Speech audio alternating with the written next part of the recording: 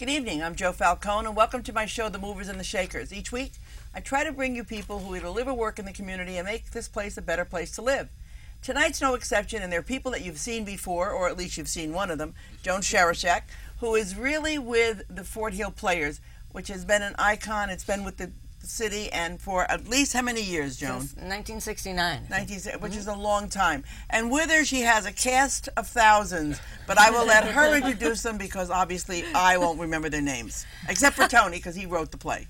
Okay, well, that's to my left is Tony Sportiello, who wrote the play, and to his left is Jennifer Weiss, who's playing Karen. Behind her is Bruce Apar, who's playing JP. That's right. And in the center is Jim Petrillo, who's playing Marty. And to the left is Steve Schnapper, who's playing Lawrence. An amazing cast. Now, I've seen part of the play, so Tony, I just want to know, the name of the play is National Pastime, which everybody out there, I think, knows that it's about baseball. What made you come up with this? Because it's really not about baseball. What happened? No, well, the idea of trying to make it about baseball is very daunting when you're putting it on stage because you don't really have baseball players and gloves and all that type of stuff to work with as a rule. So what happened actually is that the Hall of Fame in Cooperstown has a theater, and our idea was to do this in the Hall of Fame in Cooperstown. And basically it had to be about baseball, but for all the reasons that you know of, the limitations and such, we couldn't really do it about with the baseball team. So the idea was to do it about a radio station that created this baseball team. The radio station is dying and it needs ratings, and the only time it had ratings was when they broadcast a team. So now they don't have a team, so they make one up. That's amazing. and you guys back there are the guys who are on the radio, right? That's correct. Yes. Yeah. And you know nothing about baseball. Not a thing, not a clue, never even saw a game.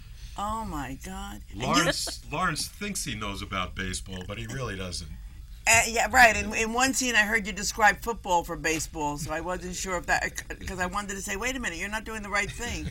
You know, have you, and you play a great boss, by the way. Thanks. Yeah. No, and the thing is, as Steve, a.k.a. Lawrence, said, the fact that they don't know anything about baseball, you might say, throws me a curveball. And I get very frustrated, along with Jennifer as Karen, who plays my daughter. Oh, I didn't realize that. Yeah. Jennifer, how long have you been doing this? The play or? Yeah, no, not the play. What, 6 weeks? Acting, I guess I started with Fort Hill about almost 2 years ago. 2 years ago. Were we just bored at home or something? Kinda, yeah. You said, Close enough. I need to do Close something. enough. Well, it's like a past life resurrection, but Oh, really? Did you do it Yeah. when you were much younger? much younger, and then stopped. In school or what? Yeah, Yeah. various schools. And Tony, I understand that this has kind of taken on another tone. Yes, we're actually working on the musical, which will happen in New York City in August at the Peter J. Sharp Theater. The musical was actually done at the Hall of Fame in 2010 and then down in Washington, D.C. for 5 weeks in 2011. So our hope is that we're going to bring the musical to New York and to a much bigger stage, possibly even a Broadway musical. So it's off Broadway, and Yes. I'm not sure where the theater is. 42nd Street between 9th and 10th. Between 9th and 10th, past the Needlander. At Playwrights, right above Playwrights Horizons. Oh, okay. Yeah. I know where it is. Good for you. That's very exciting. How did they contact you and say, okay, I like this play. Are you putting it on or is somebody else putting it on? No, You well, have a it's- bunch of angels? Yeah, absolutely. It takes a lot of people. If you ever see the Tony Awards and you see the 35 people that go up to the stage, you know, this isn't a Broadway show, but it takes a lot of people to get these kind of thing up. But basically, we started working on the musical shortly after we did the play at Algonquin, my theater company. And we put it in the Hall of Fame, and the reaction was positive enough for us to want to pursue it. Wonderful. And so there is one scene where you're trying to convince them to do the baseball. Is that the first scene, or is that the No, it's actually the second scene. That's the the second first scene. in the opening scene. Karen, the program manager Barry, who's not here, and I. Actually, Karen and Barry hatched the scheme, and I reluctantly go along with it because the radio station is sinking like a rock, and I call in my daughter, the big shot, big city lawyer, Karen, to help us turn it around. And she and the program manager form a bond, and they come up with this crazy scheme that's supposed to save the station. The second scene, I'm trying to convince Marty and Lawrence that they're going to become baseball announcers. Now, Karen, what did Karen? Yeah, not That's Karen, okay. but Jennifer. What's the scheme? Tell everybody what the scheme is. Well, it's kind of giving away the farm, but with, Well, with your permission.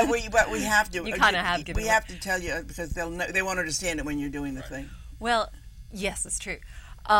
He's asked me out to do something to save his whole life's work, and I've done the research, and I've come up from New York City to this tiny little godforsaken town, and I pretty much want to get in and out, and I'm pretty much telling him, look, there's nothing you can do, cut your losses. And one thing leads to another, and before you know it, I remembered that when his father ran this station, there was something big going on that, he keeps saying, come on, my father did it. It's like, yeah, but that was then, this is now. But hey, you know what? Something did work, and it was this, only there was actually a real team. So being a bit negative, I'm thinking, well, never mind, it's not going to work, but one thing leads to another, and we think it could, because you make up a who's team. going to come to this little town? You make up a scene. We make up a team. But and we they're have them- international. It's an Yeah, international yeah. team. Oh, because Well, no one can go visit well, it. sure. Nobody I can mean, go watch the game. He brings Right. up some realistic The excuse me, beauty of this is that hesitations. it's set in 1933, so people didn't have the quick YouTube. communications. Oh, that we had. that's right. So- Okay. So by taking all this technology out, it's somewhat feasible. And then the other plot element that Tony cleverly worked in is that the stadium in the town burnt down, so they couldn't possibly play the games at home anyhow. So there's some credibility to that. You had some credibility. All right, I want to show that. I want to show that scene when the two of you are on radio, and you know nothing, and he knows less. So let's set up for that scene because it's a great scene. Good evening, ladies and gentlemen. This is Marty Webb along with my good buddy and partner, Lawrence Pendergrass, here with tonight's show. Now, folks, we've got something a little different for you tonight. To say the least. The first 1933 Baker City Cougars baseball game, right here on WZBQ, direct from Barcelona, Spain. That's right, I said baseball, professional baseball, right here in your own backyard. Now, folks, the way this thing here works is we kind of had a baseball team that has adopted Baker City as their own hometown, and they're playing the All-Stars over in Europe. The games are being brought to Lawrence and me through some sort of radio gizmo, and then we're going to bring the games on home to you. Confused? Well, you're not alone. But first, let's pause for a few seconds to hear some words from our good friends and buddies at Arnie's Restaurant, and after which we'll be right back with the game. Do you think they believed me? Why not? I did.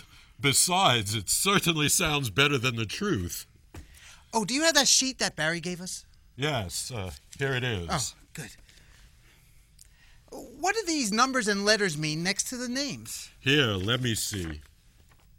Oh, those are the players' positions. Well, what do they mean? Well, let's see. I used to know this.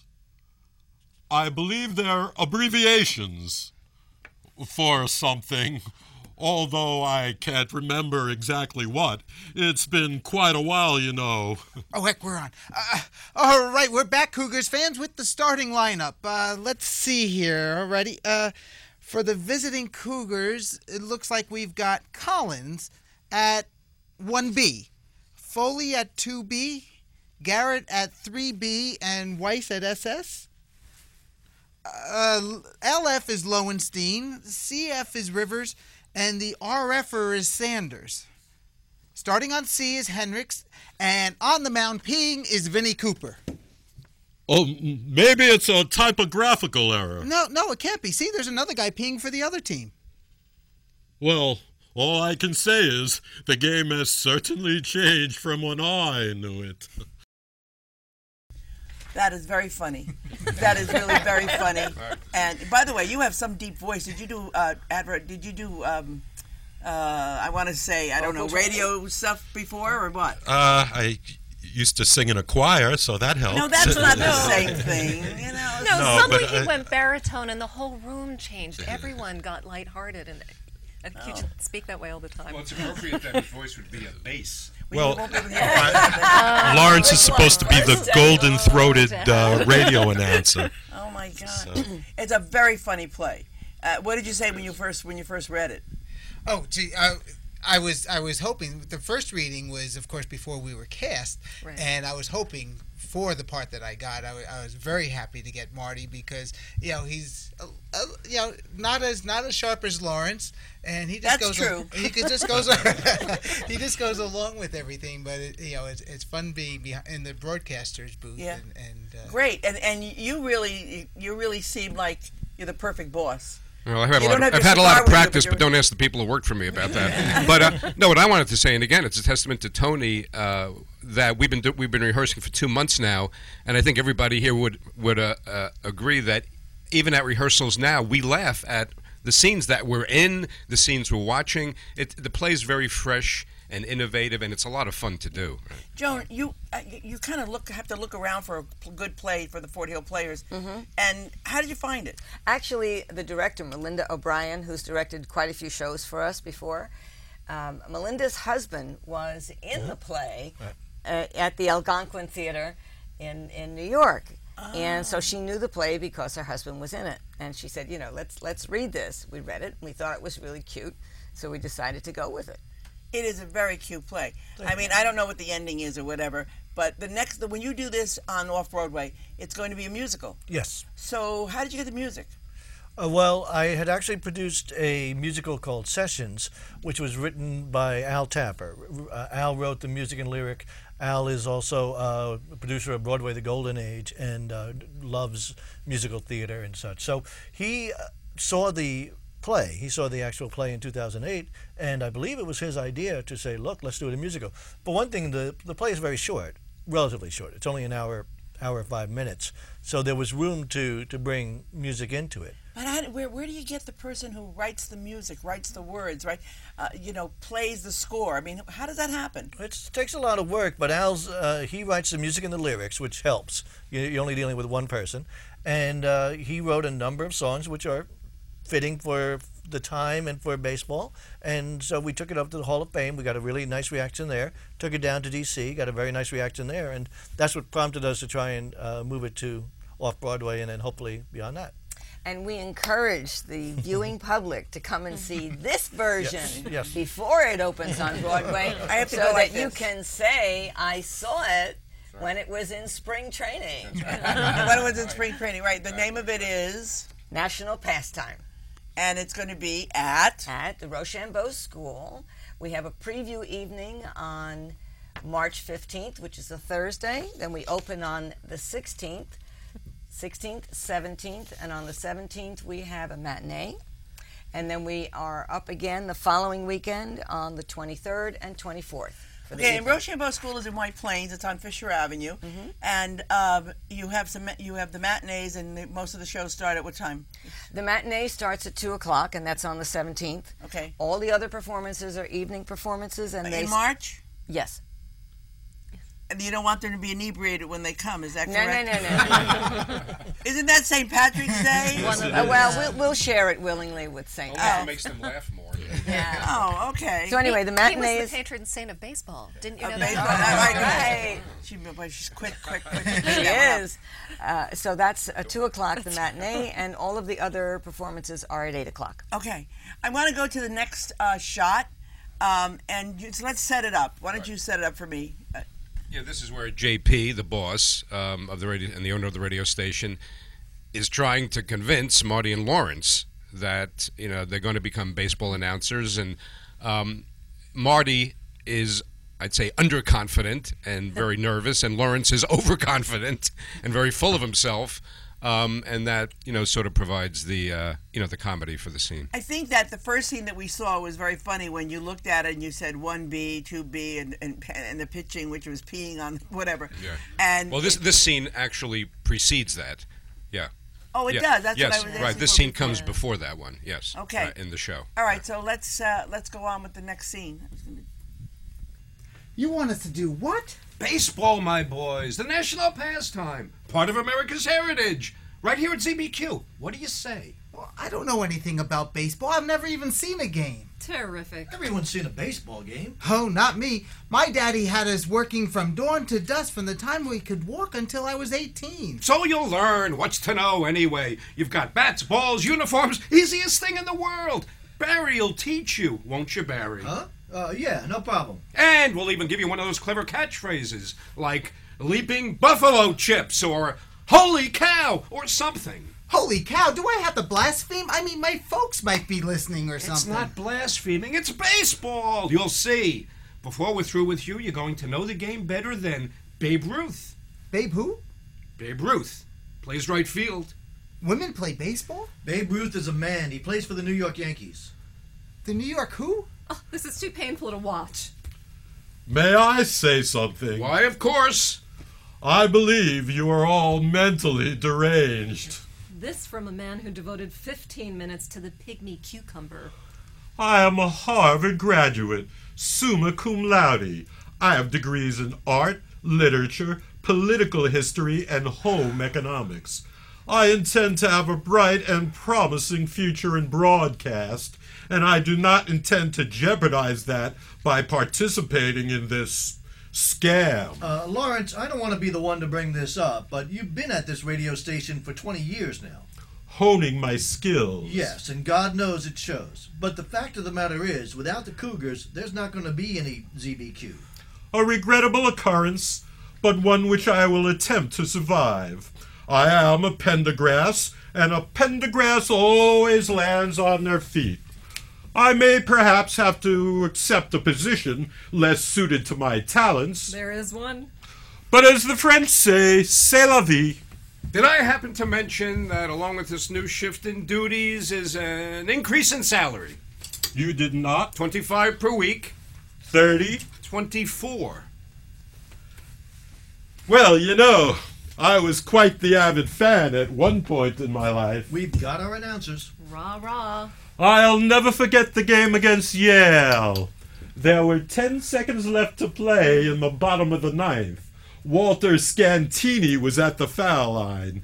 Bases were loaded. We were going for the extra point. Well, it's been real. If you'll just tell me where you keep the cyanide. Lawrence, the game's changed a bit since then. Look, why don't I take you guys into the back, go over a few of the essentials. Start with posting bail. Come on, guys.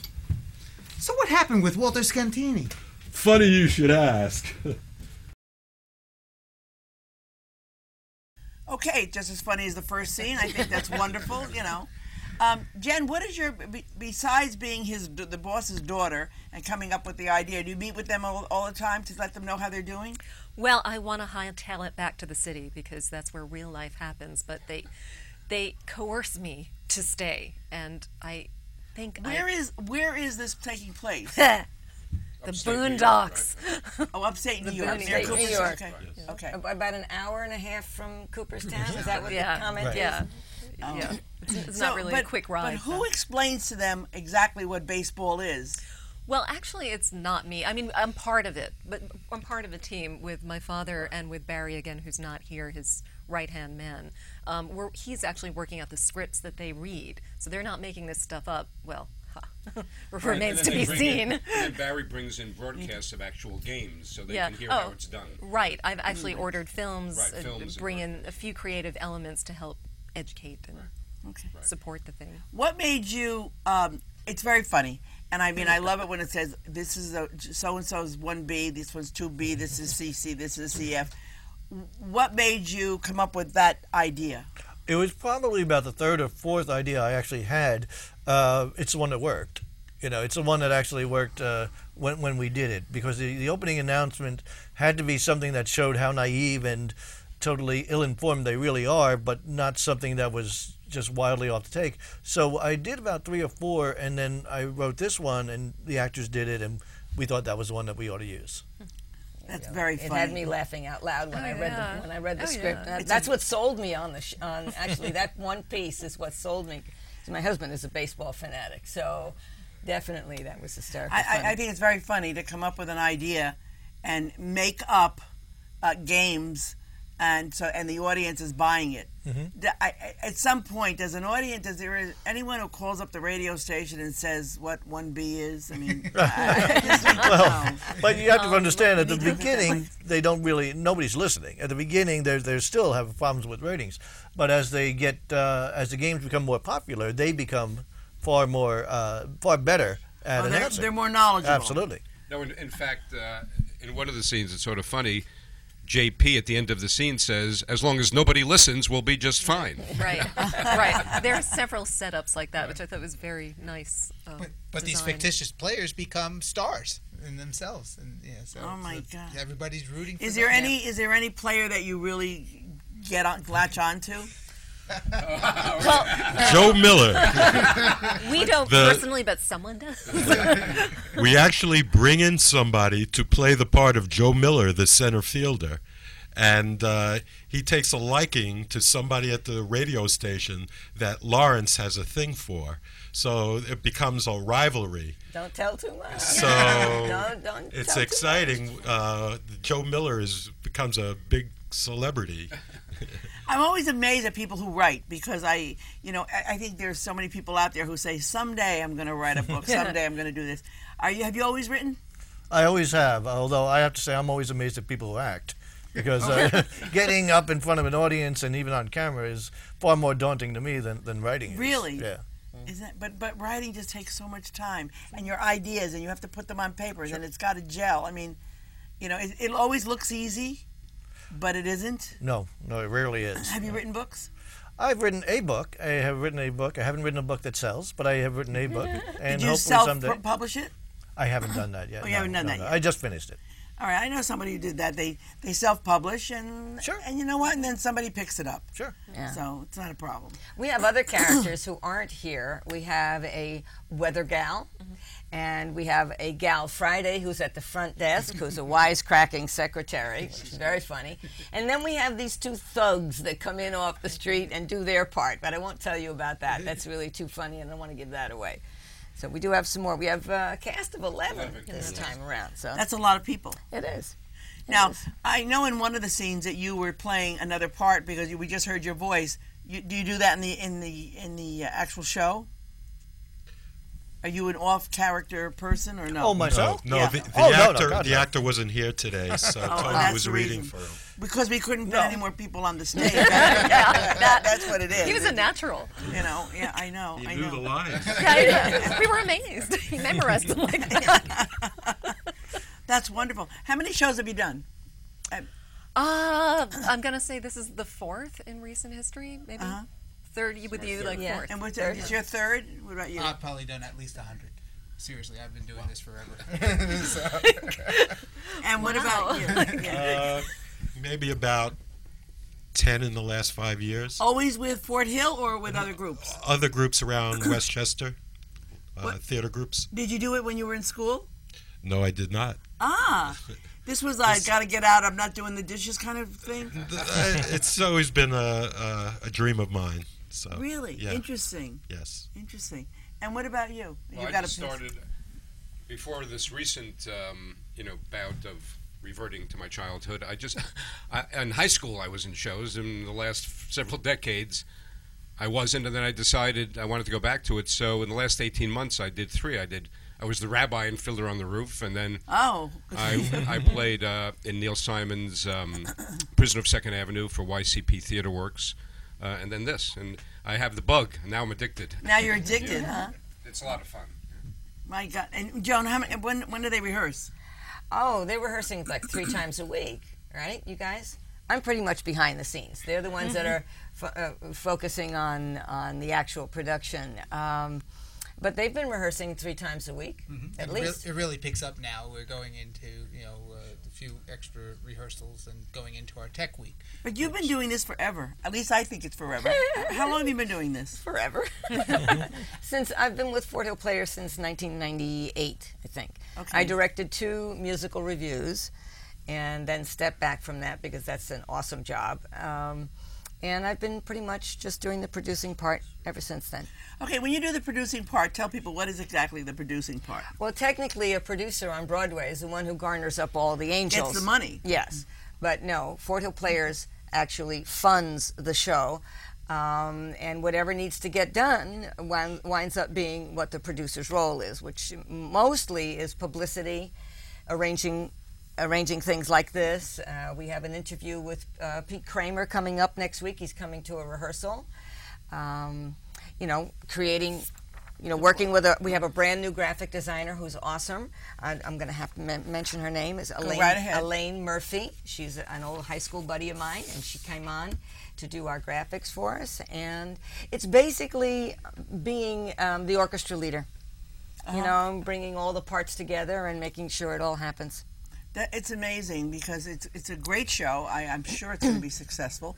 I must say that we, once the show gets on, she doesn't really care. She's going to keep going. No. I want to be like the Academy Awards. I want to make sure I mention the music. And when I interrupt you, you got to tell me not to. Okay. I want to mention our fabulous stage managers and vice presidents, Nan Weiss and Emmy Schwartz. They are just the best in the county. Do you want me to sing now or what? Yes, you can. Okay. So I got those names in there. Yeah. And a lot of other people behind the scenes that help out. Really, it's a fabulous group. It's a great play. You should all be very proud of yourselves because you seem very polished. I want to congratulate the writer because I don't know how you came up with it. I certainly hope that I see it off Broadway. Thank you. Because off Broadway is under 500 people. On Broadway is more than 500 people. So Well, I hope you see it on Broadway. Then. And what they do is they raise the prices a lot. Yes, a lot. I mean, But we know the writer is okay. He's going to let you in for free. You can go on the stage. Anyway. So it's been a delight having everyone here, and thank you so very much. And until next time, more movers and shakers. Thank you very much. I'm Joe Falcone, and good night.